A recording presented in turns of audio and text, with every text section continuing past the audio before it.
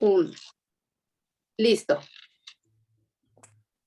Ok, pues buenas noches a todos. Gracias por la invitación, Irma. Es un honor, es un placer compartir con ustedes. Es un grupo muy bonito porque antes que nada pues, es gente ya entendida en el medio, ¿no? Es gente que sabe qué es lo que manejamos, que sabe que tenemos que alimentarnos, nutrirnos, tener una vida saludable, y eso me da mucho gusto, ¿no? Porque muchas veces cuando hablas en un foro donde nadie sabe nada es mucho más difícil, pero bueno, gracias por la invitación.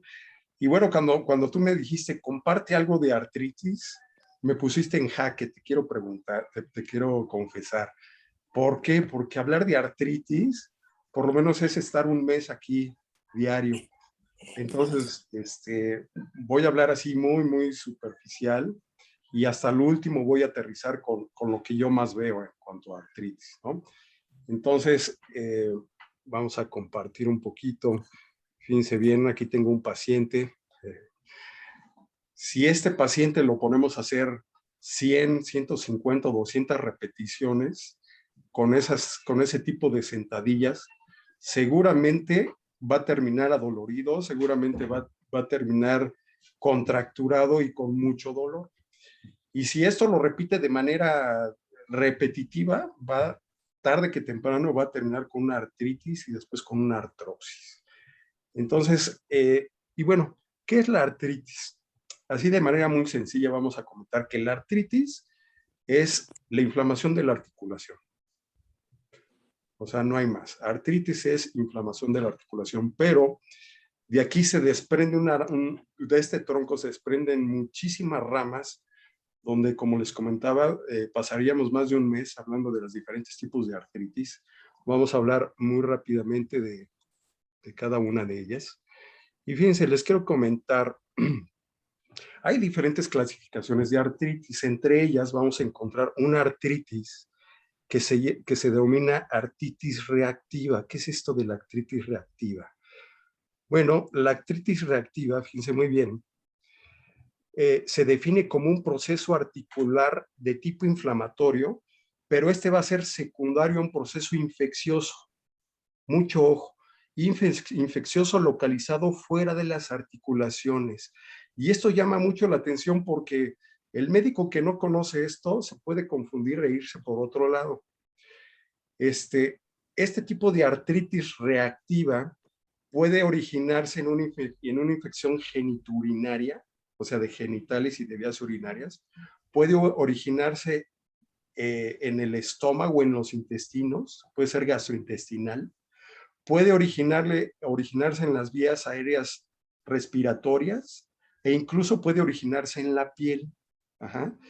Y esto ocurre más o menos unas 2 o 4 semanas antes de que tengamos el cuadro clínico articular inflamatorio.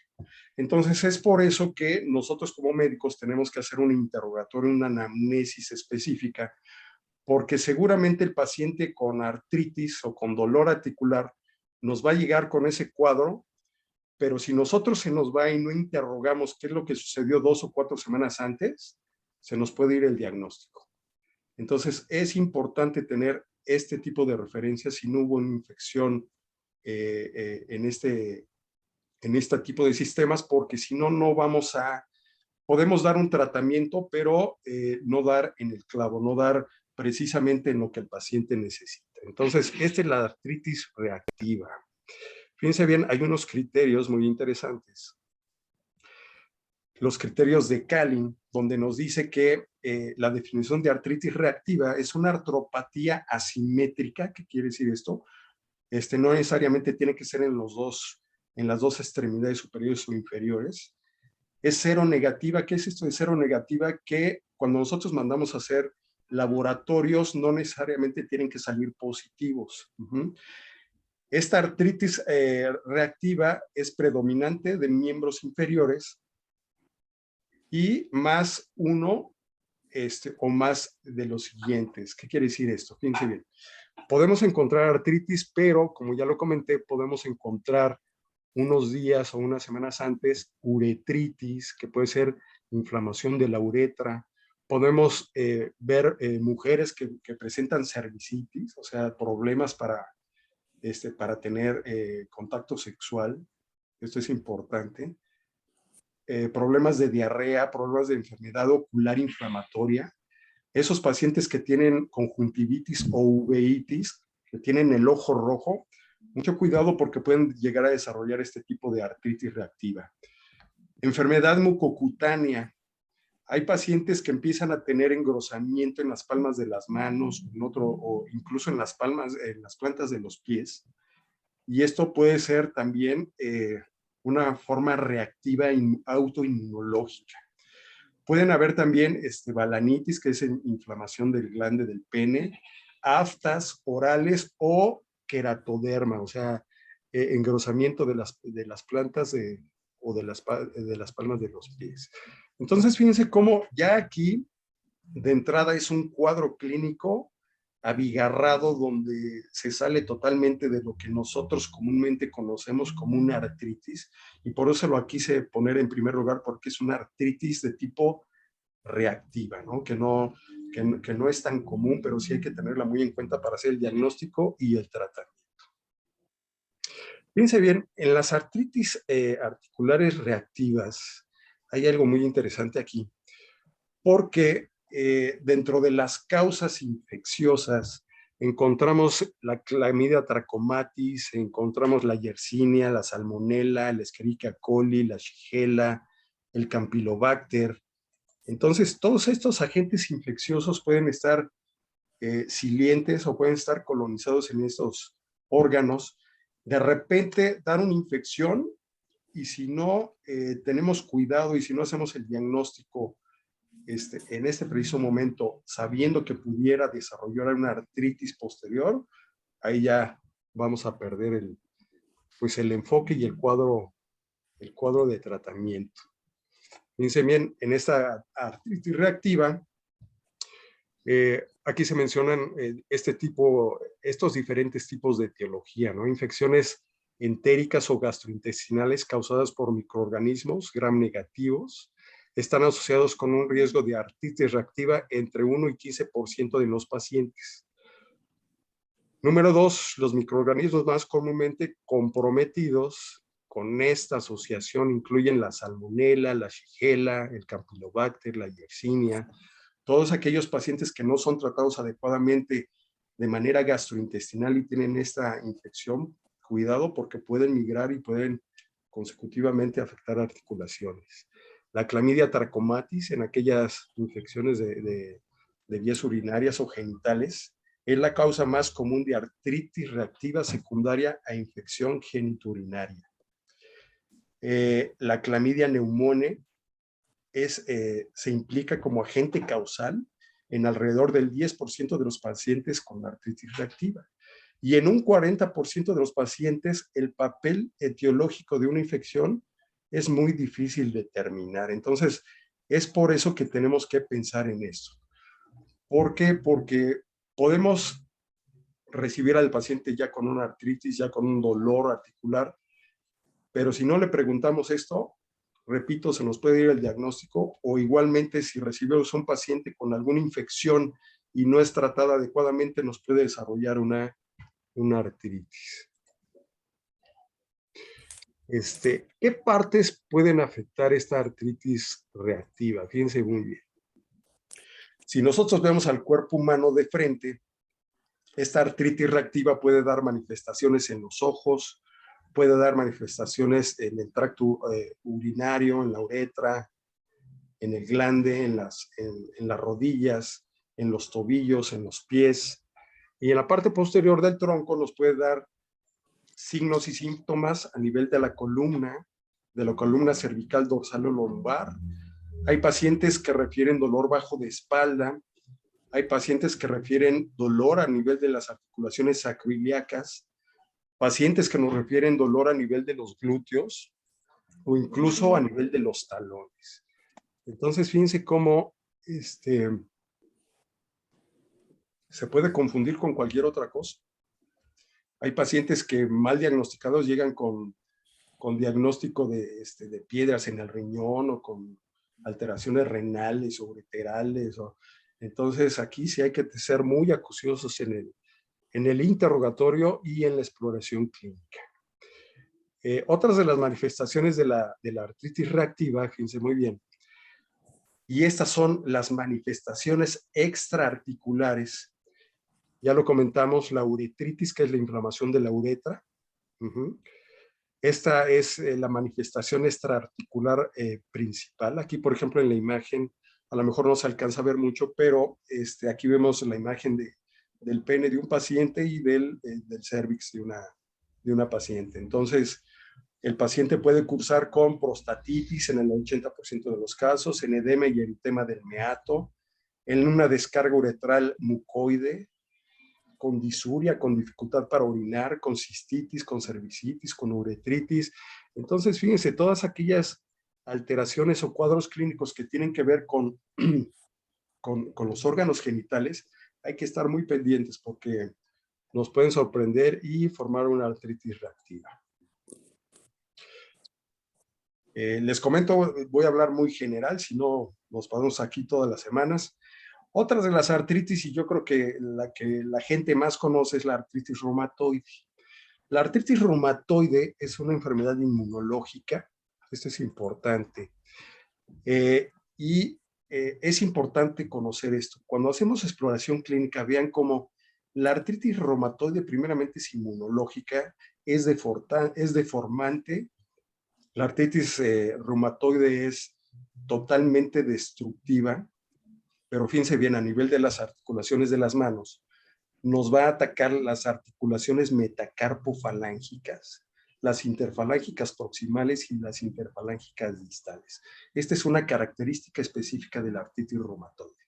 Entonces, en etapa aguda va a haber mucho dolor, inflamación, eritema, y ya cuando es crónico, pues va a haber deformación, dificultad para realizar movimientos, y hay características muy especiales. Nosotros, por ejemplo, llamamos a este tipo de alteraciones en los dedos como dedos en cuello de cisne, en boutonniere, y es por la forma que tiene la deformidad de cada una de estas articulaciones. Entonces, cuando nosotros vemos a los pacientes y clínicamente los observamos, prácticamente ahí ya está el diagnóstico. Un paciente que evoluciona de manera crónica y vemos este cuadro clínico en las manos, seguramente es una artritis reumatoide. ¿Qué otras características tiene la artritis reumatoide? Fíjense bien, hay una triada que no en todos los pacientes se da, se llama signo de Reiter, ¿sí? Esta se denominó en el 1916. Y esta triada de Reiter o signos de Reiter quiere decir que también van a haber manifestaciones extraarticulares. ¿Y a qué se refiere esto? El paciente, además de tener dolor, inflamación a nivel de las articulaciones, va a tener alteración a nivel de los ojos, en la conjuntiva, en la uvea, y va a haber alteraciones a nivel también geniturinarios o ureterales. Entonces, esto también es una triada. Esto es del libro, ¿verdad? No muchos pacientes lo tienen, pero está muy bien descrito en la literatura. Entonces, la triada clásica en el 33% de los casos va a haber uretritis, inflamación de la uretra, conjuntivitis y artritis. Se dice que en Estados Unidos es a causa de una enfermedad postvenérea, ojo, y en Europa por alteraciones de tipo enfermedades gastrointestinales.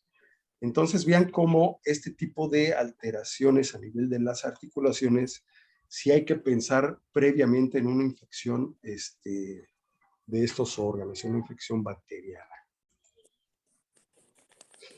¿Qué otras características tiene la artritis reumatoide? Fíjense muy bien, la artritis reumatoide, ya lo había comentado, la vamos a encontrar en las articulaciones metacarpofalángicas, en las interfalángicas proximales, en las distales. Este tipo de pacientes cursan con resorción de cartílago, alteración de este órgano en específico. Cuando ya va avanzando más, va a haber resorción de hueso, la sinovial, que es un tejido que rodea la articulación, se inflama y es totalmente discapacitante y destructiva. Esta es una de las características de la artritis reumatoide. Radiológicamente, vamos a ver este tipo de alteraciones de la metacarpofalángica, interfalángica proximal. Incluso cuando ya es muy severa, vemos microfracturas o fracturas de las cabezas o de las bases de los metacarpianos.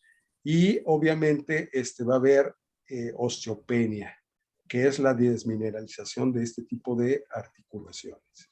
Entonces vean cómo artritis es muy complejo, porque uno pensaría que nada más es alteración o inflamación de la articulación, pero no involucra no solamente la articulación, ya vimos, puede involucrar otros órganos, puede estar asociados con otro tipo de enfermedades de tipo bacterianas, y ahorita vamos a ver que también se puede asociar a algunas otras cosas. Además de estos tejidos que son hueso, que son cartílago, que son tendones, que son ligamentos, que son músculos, que son fascias, que son aponeurosis, que son tejido blando en general, pues esto nos va a llevar a una incapacidad motora importante si no son tratados adecuadamente. Lo que les comentaba, el síndrome de Reiter,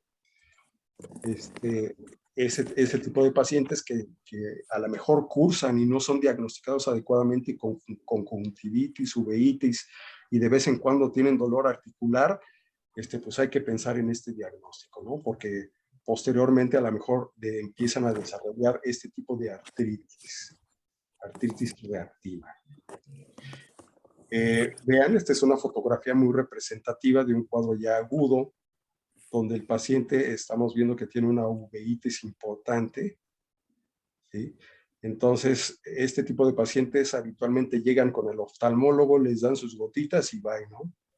No se exploran adecuadamente, no les preguntan si tienen dolor en articulaciones, y esto es importante. Algunas de las alteraciones o manifestaciones cutáneas en la artritis también puede ser alteraciones a nivel de las plantas de los pies. Y esto se confunde mucho con el pie de atleta.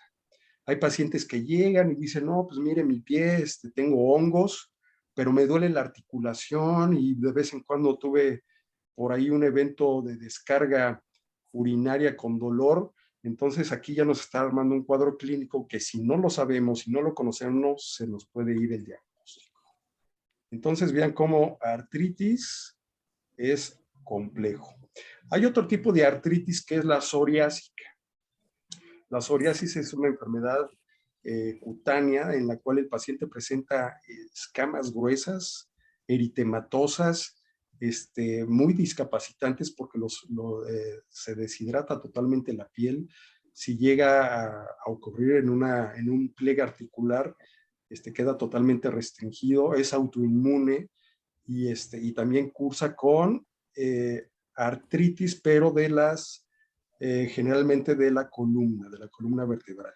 Entonces, este tipo de pacientes, además de la psoriasis, vamos a encontrar espondilolisis o espondilolistesis, acompañada de espondilolistesis, espondilolisis y espondilolistesis.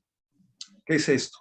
El paciente puede llegar a tener alteraciones por desplazamiento de las vértebras, puede tener alteraciones por resorción de los cartílagos, que esa sería la espondilitis. La espondilitis es la artritis de las articulaciones de la columna vertebral, pero también puede haber alteraciones a nivel de cartílago y de hueso.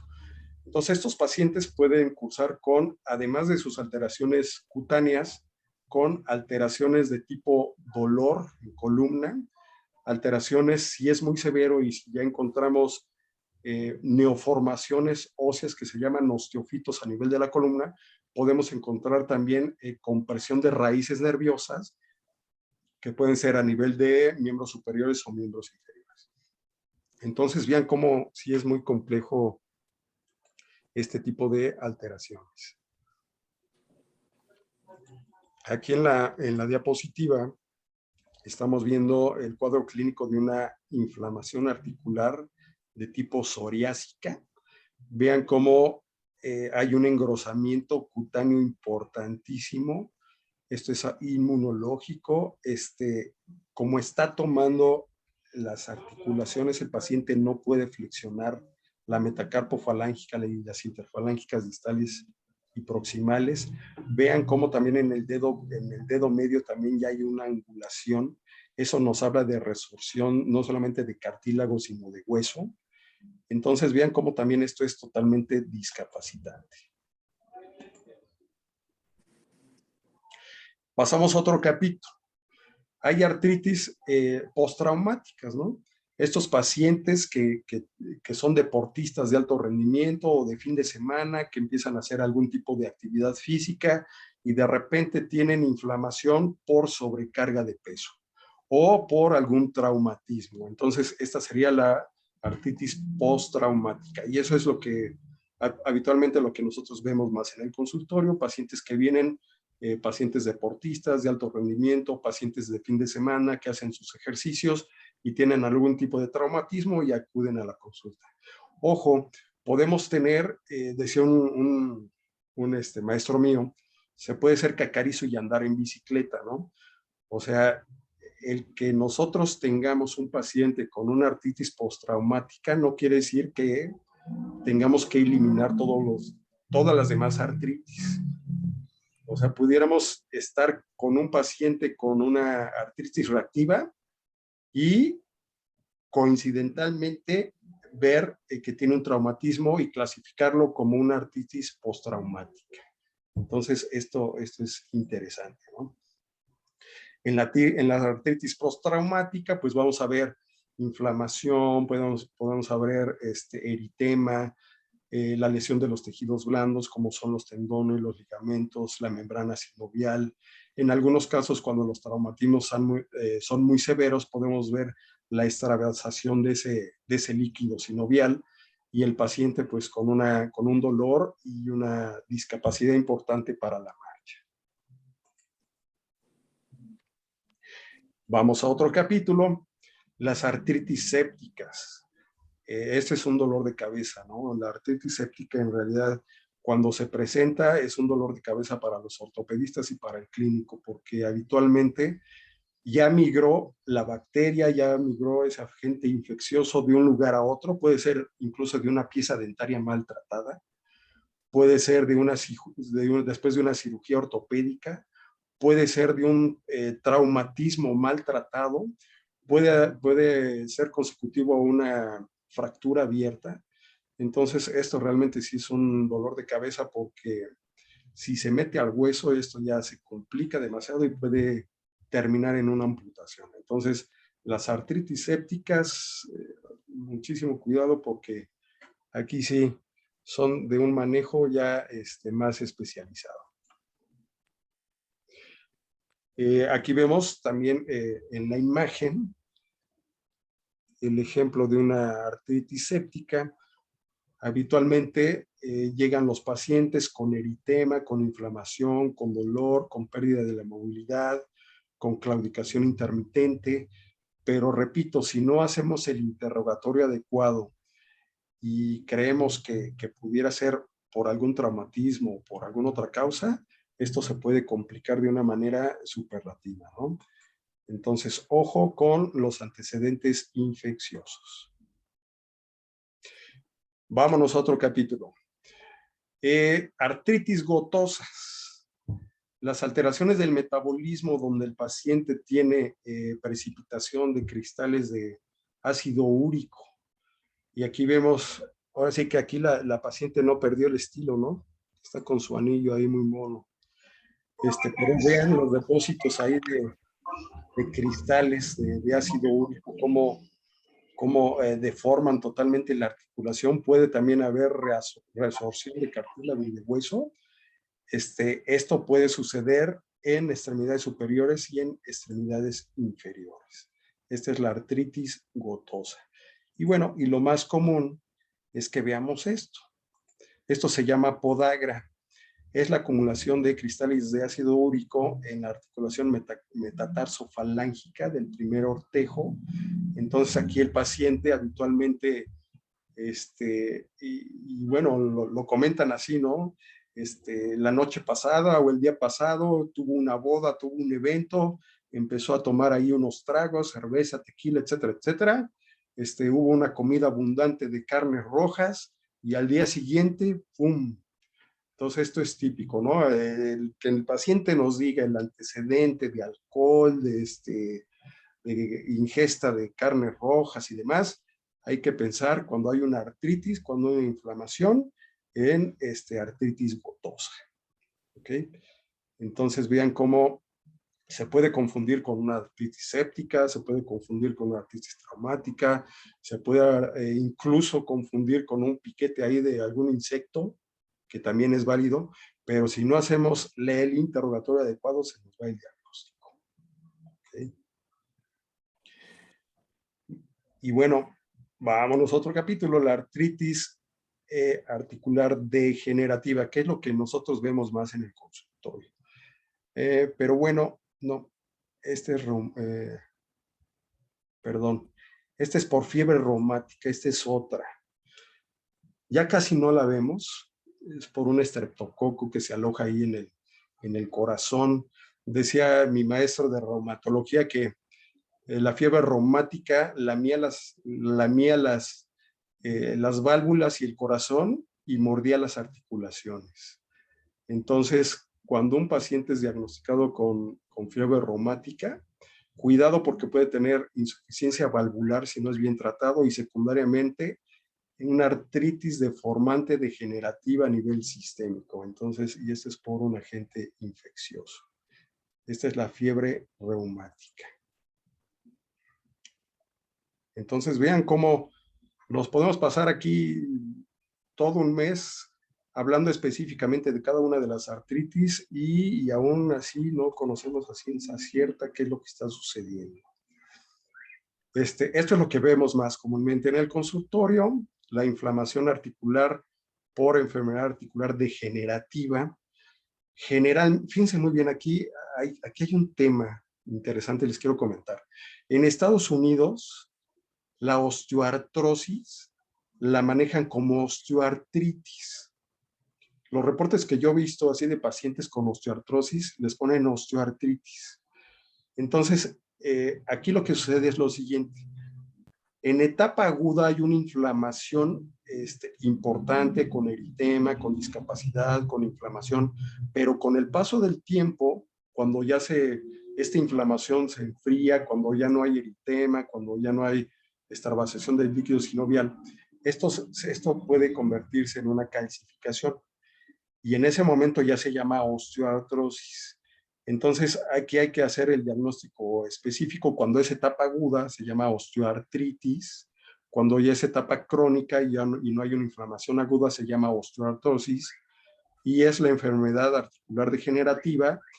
Esta generalmente es por reacción mecánica. ¿Qué quiere decir esto? Es una actividad mecánica repetitiva que puede ser, ojo, aquí la manera de diagnosticar osteoartrosis en relación a la osteoartritis. Ya vimos que en la artritis reumatoide, ya vimos que en la artritis reumatoide se van a afectar todas las articulaciones, va a haber desviación cubital en la artritis reumatoide, va a haber una inflamación y una desviación cubital, va a haber una deformación importante. En la artritis reumatoide es inmunológico, aquí no. Aquí lo que se va a ver más afectado son las articulaciones interfalángicas distales y si acaso las proximales.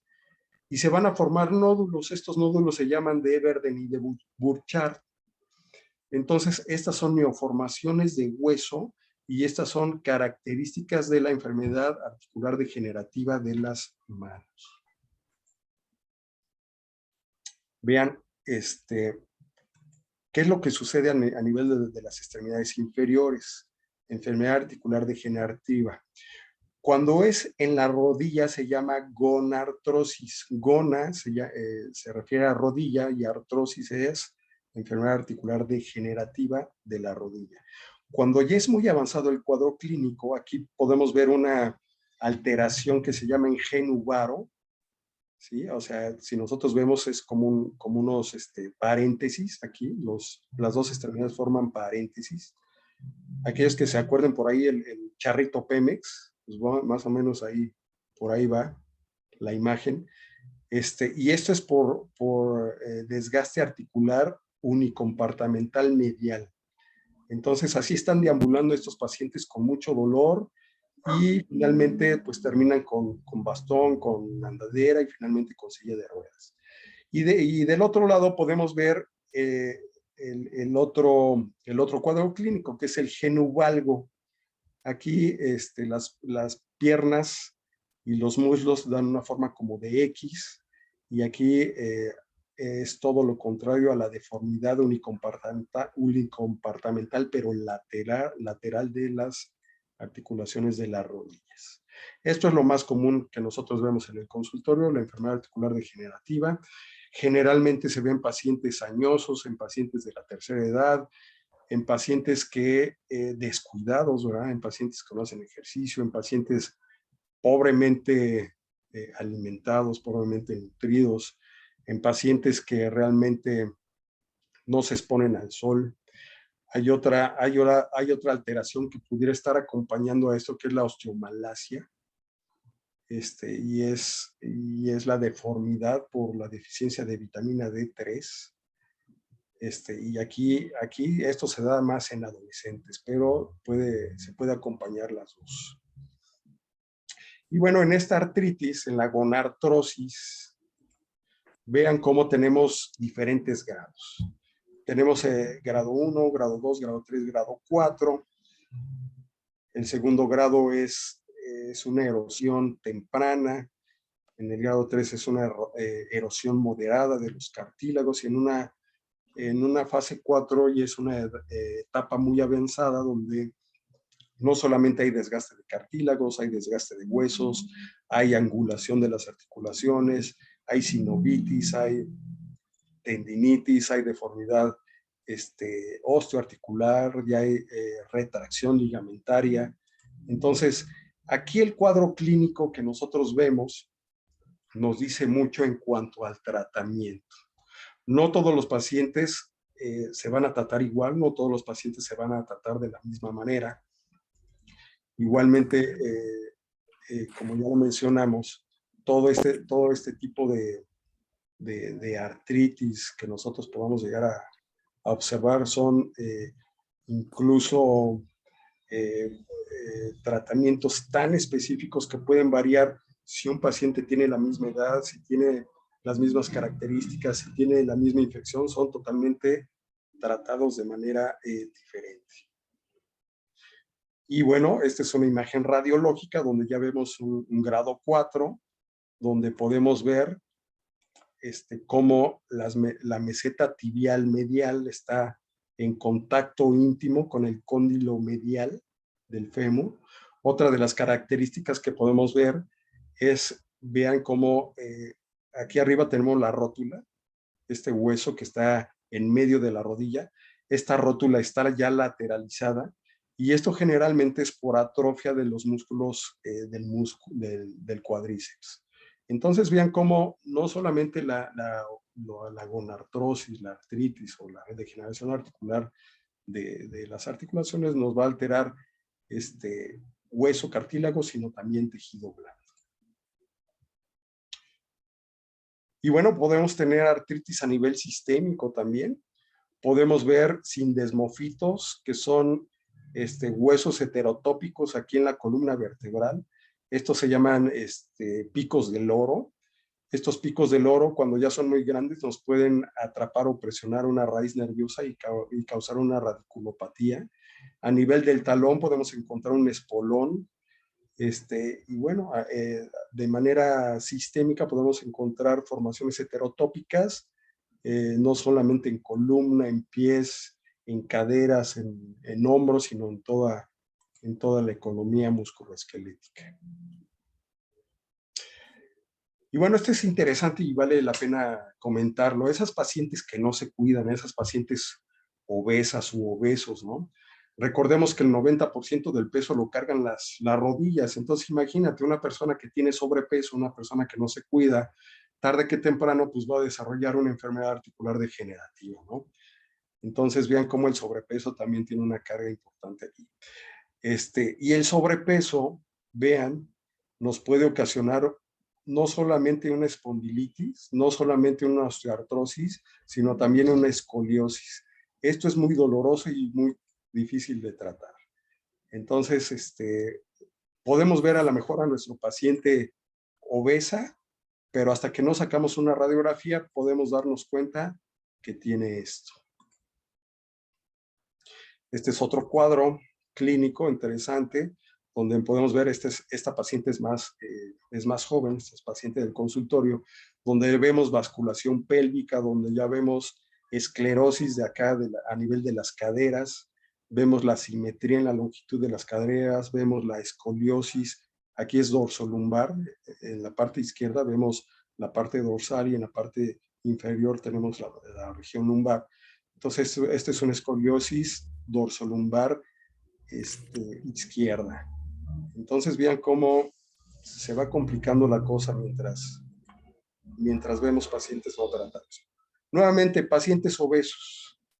Vean esta columna. O sea, yo cuando vi la radiografía de esta señora, esas pacientes del consultorio, dije, no lo puedo creer, porque aparentemente una la ve sin ningún problema, pero esta paciente tenía ya una compresión radicular importante. Espondilitis, espondilolistesis, compresión de raíces nerviosas. Y bueno, a nivel de la cadera, pues también podemos ver deformidad de la cabeza del fémur, y esto ya es un grado quirúrgico, ¿no? O sea, no podemos dejar que los pacientes lleguen a esto.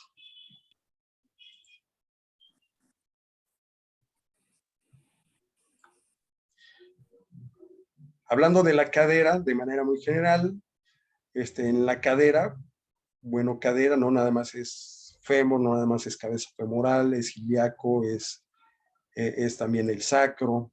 El sacro no solamente es el mismo hueso, es la articulación sacroiliaca con todos los ligamentos y tendones. Aquí podemos ver ligamentos involucrados que se pueden ver retraídos, se pueden ver eh, elongados, y esto también causa mucho dolor. A nivel musculatura, recordar que pues tenemos el psoas ilíaco, el glúteo medio, el tensor de la fascia lata, los aductores, todos aquellos músculos que nos ayudan a la deambulación. Pero aquel paciente que ya tiene artrosis, que tiene artritis o tiene dificultad para movilidad, seguramente todos estos músculos se van a ir atrofiando, ¿sí? Y obviamente pues va a ir disminuyendo en la movilidad, ¿no? En la movilidad de la flexión, de la extensión, de la abducción, de la aducción, de las rotaciones, y esto llega a ser demasiado incapacitante. Hablando de rodilla, en la rodilla pues vemos los cóndilos femorales, podemos ver las mesetas tibiales, podemos ver la rótula. Ya vimos que la rótula es un hueso que está en el centro de la rodilla, tiene que estar idealmente en el centro. Cuando vemos radiográficamente una rótula desplazada, esto es como una tróclea, es como una polea. Si la rótula está lateralizada, el polo posterior de va a ir raspando y nos va a ocasionar una artrosis retropatelar. Hablando específicamente ya de la rodilla, pues podemos ver la rótula en los cóndilos femorales, los ligamentos, el cruzado anterior, el cruzado posterior, los ligamentos colaterales, los meniscos, perdón, rodeando a todo esto la membrana sinovial, la cápsula articular, y bueno, todo esto es lo que se ve involucrado cuando el paciente tiene artritis u osteoartrosis. Hablando un poquito ya más específico, el cartílago. El cartílago es articular, tiene fibrillas de colágeno tipo 1 y 2, tiene protoglicanos, tiene condrocitos, tiene ácido hialurónico, tiene proteínas de unión, tiene proteoglicanos, tiene cadenas laterales de glucosaminoglicanos. Entonces vean cómo este conjunto que nos forma el cartílago es realmente importante. Dice la literatura que el roce que pueda llegar a tener cartílago con cartílago se asemeja al roce que puede llegar a tener un hielo con otro hielo. Ya como es totalmente... Oye, está sonando el teléfono, se lo pueden apagar.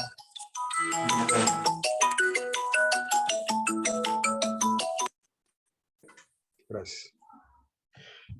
Entonces, hablando de fricción, la fricción de nuestros cartílagos se asemeja al roce que tiene un hielo con relación a otro hielo. Así tiene que ser. Cuando esto se altera, ya estamos en problemas. El cartílago articular está formado por condrocitos, por la matriz extracelular, compuesta por fibrocartílago, proteoglicanos, agua, fibrocartílago, que está compuesta por colágeno tipo 1 y 2, y la desintegración de la red de colágeno debido a la fatiga o por excesivo procesos de choque o sobrecargas, son los que nos van a llevar a la osteoartritis en etapa aguda y posteriormente a la osteoartrosis en etapa crónica. Hay que recordar que no solamente se afecta la articulación, se afectan también los músculos que pasan a través de la articulación.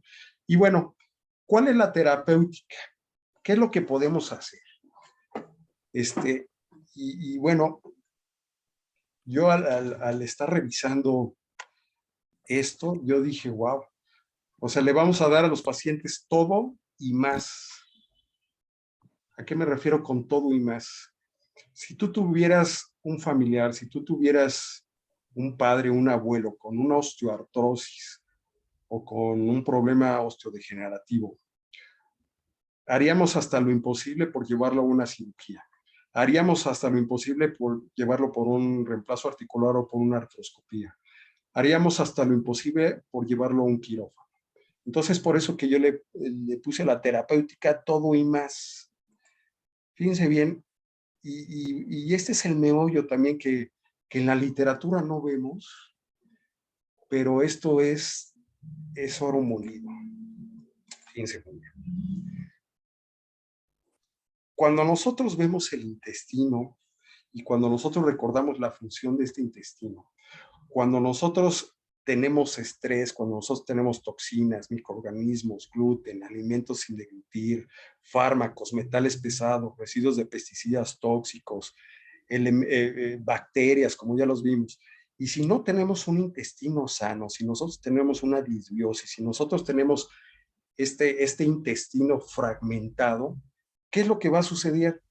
Pues todas estas toxinas, todos estos microorganismos, todos estos metales pesados, residuos de pesticidas tóxicos, toda esta porquería que está ahí en el intestino se va a la microcirculación, se va al torrente sanguíneo y finalmente, tarde que temprano, nos va a ocasionar mala absorción de nutrientes, enfermedades autoinmunes, alergias o intolerancias alimentarias, bloqueo en la circulación al cerebro e inflamación sistémica. Entonces, uno pensaría que deberíamos tratar primero la articulación, pero no. Primero hay que tratar el intestino. ¿Por qué?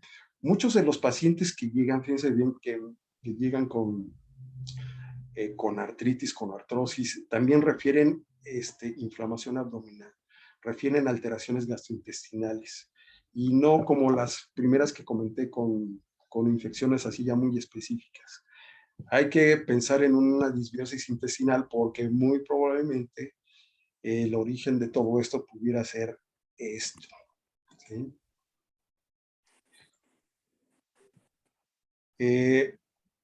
Entre las uniones estrechas que podamos tener en los enterocitos, pues hay alimentos sin deglutir, microorganismos, toxinas, que pasan a través de la circulación y nos pueden ocasionar esto.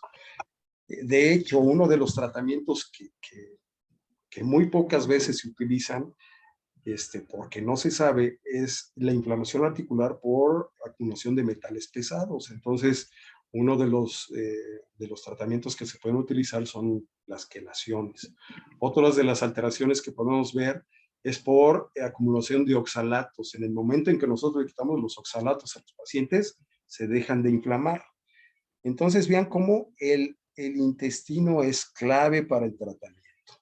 Ahora, si nosotros tenemos una microbioma intestinal sana, adecuada, linda, que se está regenerando cada determinado tiempo, pues vamos a tener absorción de nutrientes, podemos tener un intercambio adecuado de oligoelementos, de vitaminas, de nutrientes, vamos a tener un intestino que no sea permeable y nos vamos a evitar de todas estas cosas. Y bueno, si hablamos, primeramente tenemos que sanar el intestino.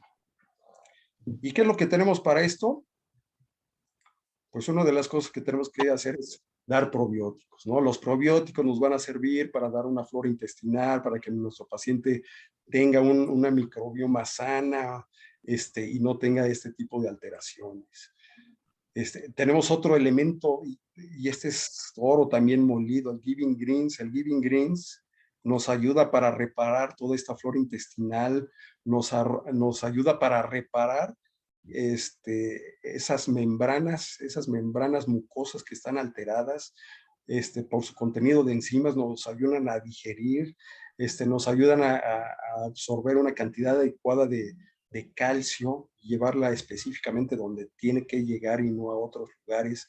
Entonces, esto también es oro molido, ¿no? Para la reparación de los intestinos. Este es mi favorito. Si hablamos de antioxidantes, yo el que manejo es Nonimax. ¿Por qué? ¿Por qué Nonimax? ¿Y por qué no otro antioxidante?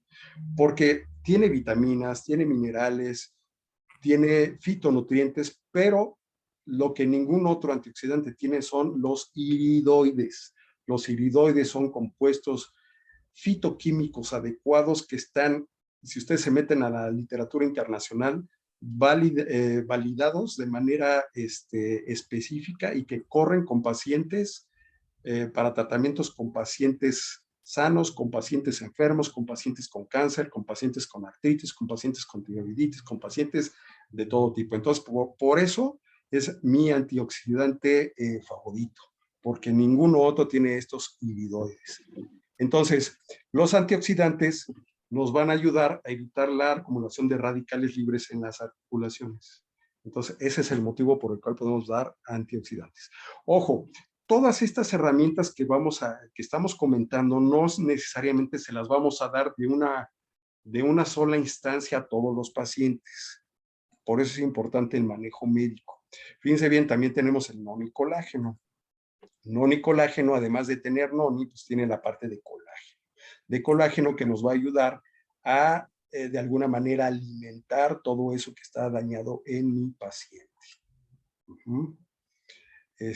Y no se diga, ¿no? O sea, obviamente si tenemos unos tejidos deshidratados, unos tejidos, como en un inicio dije, inadecuadamente nutridos, pues están los optimals, las vitaminas, los minerales. Estas vitaminas y minerales se tienen que dar en conjunto, ¿sí? Porque unos tienen acción sinérgica. Algunos de estas vitaminas y minerales sirven también como antioxidantes, como coenzimas, como antioxidantes y nos van a ayudar para nutrir esta parte de los cartílagos. No se diga el omega Q. El omega Q, si lo utilizamos en dosis elevadas, en dosis farmacológicas, nos van a ayudar para desinflamar las articulaciones, para tener movilidad, para lubricar estas articulaciones. La coenzima Q10 también nos va a ayudar a nivel de la mitocondria como antioxidante específico. ¿Sí? Entonces, vean cómo tenemos todas las herramientas para tratar a los pacientes con artrosis. No se diga del Vinali, ¿no? El Vinali, fíjense bien, Vinali, omegas, vitaminas y minerales, todo el mundo lo tendríamos que tomar, independientemente si somos sanos o somos enfermos. La vitamina C no lo produce el cuerpo humano, la vitamina C la tenemos que adquirir, la vitamina C en grandes dosis es un antioxidante potente y además específicamente para cartílago nos promueve la formación de cartílago. Vitamina C. Aquí nuevamente estamos presentando Vinali, que además tiene cereza de acerola, tiene múltiples beneficios porque funciona también como antioxidante. Y bueno, ya lo comenté, si nuestro paciente está en un programa de ejercicio, si nuestro paciente ya está en consulta, ya está en tratamiento, si mi paciente está caquético, débil, si no tiene energía, pues también contamos con este PowerX, ¿no? Este PowerX que le va a dar la capacidad para entrenarse, para caminar, para hacer actividad física, le va a dar energía y además también tiene una potencia antioxidante que le va a ayudar no solamente a las articulaciones, sino a los músculos, ligamentos y tejido blando. Ya lo comenté, si nuestro paciente es obeso, si mi paciente es gordita, pues también tenemos aquí las gotas de Slenderix que nos van a ya dar un soporte adecuado para ayudar a bajar de peso. Entonces, fíjense muy bien cómo tenemos todas las herramientas para atender a nuestros pacientes con osteoartrosis. Y bueno, hablando de hueso y de cartílago, no todo es vitamina, no todo es mineral, no todo es antioxidante. Los músculos necesitan de proteínas y proteínas de óptima calidad. Entonces, si yo quiero hipertrofiar la musculatura, si yo quiero que mi paciente tenga adecuada fuerza, que tenga adecuada movilidad, le voy a dar una proteína vegana de óptima calidad que yo sé que va a dar el sustrato adecuado para que esos músculos crezcan. Y bueno, este es mi otro favorito, pero este es para los pacientes. Yo lo utilizo en lo particular para los pacientes pediátricos. ¿Por qué en los pacientes pediátricos? Porque tienen menos cantidad de iridoides. Entonces, nada más por eso yo se los doy a los pediátricos. El Nonimax los utilizo específicamente ya para los adultos, pero finalmente el efecto y los beneficios son iguales para adultos y para pediátricos. Y bueno, ahora sí que el nuevo integrante de la familia, ¿no? Renew que vino como a caer como anillo al dedo, ¿verdad? Miren, yo ya tengo el mío aquí. Y fíjense que muy importante porque, ¿se acuerdan que les había comentado? Tenemos todas estas herramientas para dárselo a nuestros pacientes. No se las voy a dar todas en un inicio. Eso ya depende del cuadro clínico de mi paciente. Por ejemplo, Renew, aquí tiene beta-caroteno como antioxidante, vitamina B3, vitamina B6, vitamina B12, tiene cromo, que nos va a ayudar para quemar grasa, bajar de peso, magnesio, para relajar la musculatura que está contracturada, selenio y zinc como antioxidantes, aceite de linaza en polvo para la digestión, mezcla de antioxidantes específicos. Entonces, vean cómo tenemos una gama impresionante de herramientas. Tenemos los secretagogos aquí en este producto. Esos secretagogos van a estimular a la hipófisis para que ésta produzca hormona de crecimiento. ¿Cuál es la ventaja de esto? La hormona de crecimiento producida de manera natural, a mí en rehabilitación me va a ayudar para que mi paciente tenga mayor trofismo, mayor fuerza, mayor movilidad y para que tenga un sustrato adecuado a nivel musculoesquelético. Entonces, vean cómo tenemos ya todas las herramientas. Ahora sí que si no las utilizan, ya saben a qué se pueden remitir. Y bueno, ¿cuál va a ser el pronóstico de los pacientes? Si yo veo un paciente con estas características, estoy hablando de la enfermedad articular degenerativa, ¿verdad? Puede caer en una cirugía articular, puede caer en un reemplazo articular. Y eso es lo que no queremos. ¿Por qué? Porque yo que me dedico a la rehabilitación, la flexión anatómica funcional es de 90 grados. Y para que lleguen a 90 grados los abuelitos les duele muchísimo, porque después de estar inmovilizados 4 semanas, para alcanzar un rango de movimiento de 90 grados les cuesta trabajo. Entonces, además de ser una cirugía grande, además de ser una cirugía con mucha pérdida de sangre, pues es muy discapacitante si no se rehabilita de manera adecuada. Podemos utilizar otras herramientas para tratar a estos pacientes, por ejemplo, la rehabilitación con ejercicios terapéuticos adecuados, incluso con ultrasonido, con rayo láser para desinflamar todos esos tejidos. Podemos echar mano de todo esto para que mi paciente tenga una calidad adecuada de vida. Pero también tenemos otras herramientas como son intervenciones intraarticulares, que puede ser desde el ozono, que puede ser desde plasma rico en plaquetas, puede ser una viscosuplementación. Y todas estas intervenciones intraarticulares nos van a servir para regenerar el cartílago. Ojo, muchos de los médicos les van a decir que no se regenera el cartílago. Nosotros ya tenemos evidencia clínica de pacientes con regeneración articular. Y aquí les muestro un resultado impactante. Este paciente fue sometido a todo lo que ya vimos: nutracéuticos, fitoterapéuticos, antioxidantes, rehabilitación, plasma rico en plaquetas, viscosuplementación, células madre intraarticulares, y después de 8 meses de tratamiento, vean del lado izquierdo, la rodilla izquierda, cómo está tocando aquí el cóndilo articular con la meseta tibial. 8 meses después, vean aquí el aumento del espacio intraarticular. Entonces, estos son los resultados que actualmente estamos viendo. Sí se regenera el cartílago, sí le podemos dar adecuada movilidad y adecuada calidad de vida a nuestro paciente. Si ustedes ven los tejidos blandos, hay mayor aumento de la masa muscular aquí del cuádriceps, del vasto interno, ¿sí? Hay aumento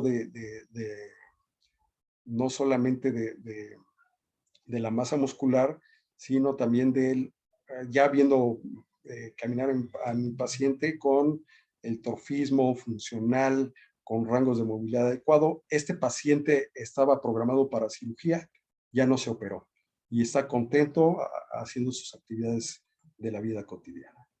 Entonces vean cómo pues tenemos todo para tratar a nuestros pacientes. Ya si ellos no se quieren tratar o si nosotros somos un paciente, pues ya depende de cada uno de nosotros, ¿no? Entonces, con esto termino mi charla. No sé si hay por ahí alguna plática.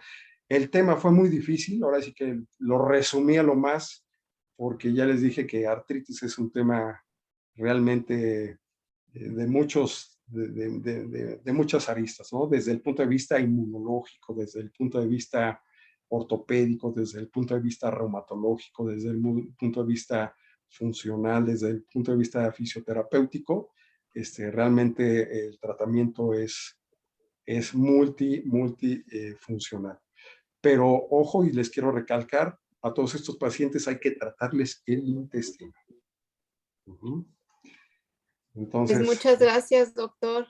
Como siempre, nos dejas bien contentos. Nos encanta cómo nos das las pláticas, nos encanta la profundidad con que las manejas. A veces son tan superficiales que pues no sabemos estos pequeños detalles que pueden hacer la diferencia. Te lo agradecemos muchísimo. Doctor Javier, por favor. No, Queremos estoy feliz, escucharte. estoy feliz porque es un tema tan difícil, porque es muy extenso, pero luego para que